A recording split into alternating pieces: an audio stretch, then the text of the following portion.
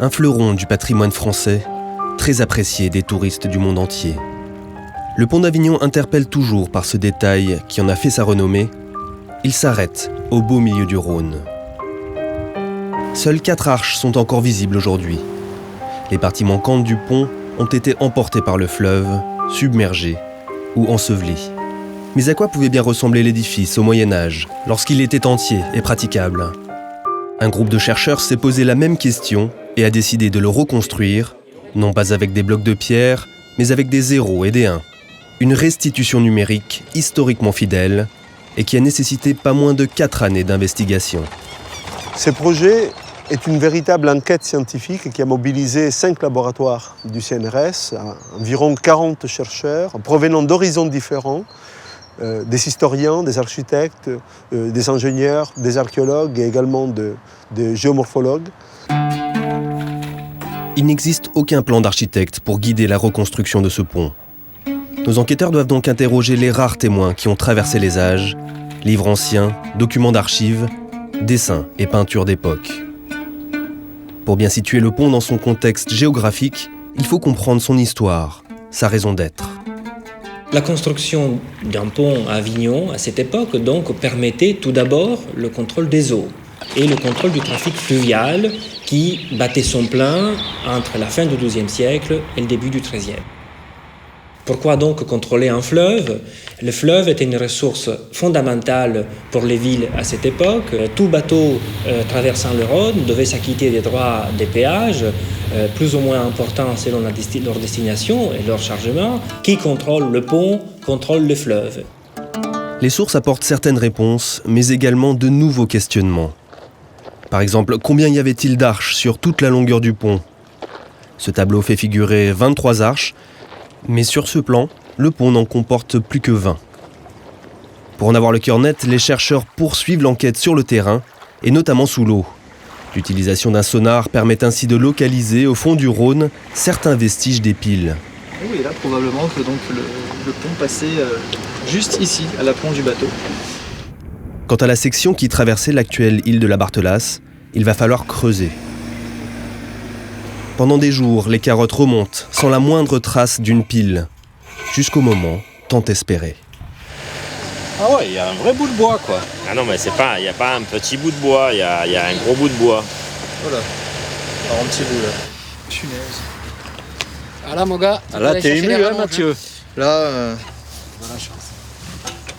ce qui va être intéressant, c'est de faire une datation en carbone 14. Ah là, t'es quand même pour ta première sortie.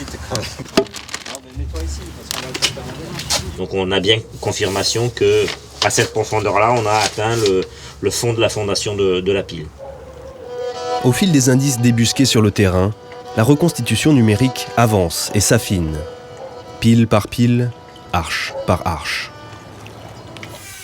Les prélèvements des géomorphologues livrent leurs informations sur le trajet précis du pont.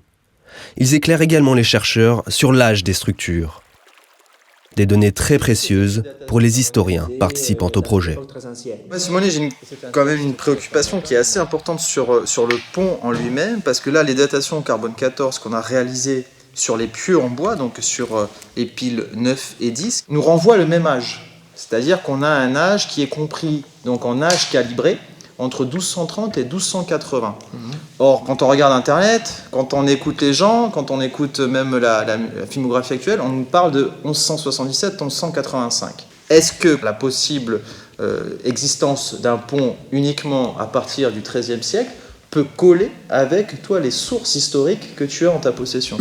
À cette époque, rien ne nous dit que le pont est fini. Ah, d'accord. Rien ne nous le dit. Il n'y a pas de commémoration. Pas du tout. Rien. La reconstruction numérique redonne vie aux parties manquantes du pont. Mais elle doit également intégrer les vestiges que l'on peut voir aujourd'hui, comme cette chapelle, étudiée de très près par les archéologues. C'est certainement la partie la plus mystérieuse du pont d'Avignon. C'est la chapelle qui est notre dernier point d'ancrage qui subsiste des origines du pont. Et elle pose évidemment toujours, même au bout de cette étude, des questions, notamment la question de sa raison d'être. Pourquoi une chapelle. Pourquoi construire une chapelle en plein milieu d'un pont, en plein milieu du fleuve? Les détails fins du pont et de sa chapelle ont été recueillis. Les chercheurs peuvent désormais s'attaquer à la numérisation des grandes structures. Ils utilisent des scanners 3D, une technique laser qui produit ce que l'on appelle des nuages de points.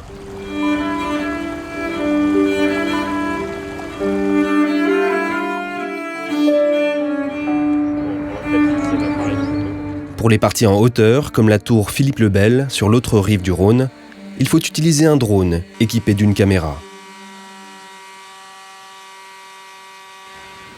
Toutes les données sont alors centralisées ici au laboratoire du MAP, acronyme de modèles et simulations pour l'architecture et le patrimoine. C'est ce laboratoire qui fait le lien entre le monde physique et son double dans le monde de l'informatique. Chaque indice prélevé dans l'espace ou dans le temps devient une pierre supplémentaire de l'édifice numérique.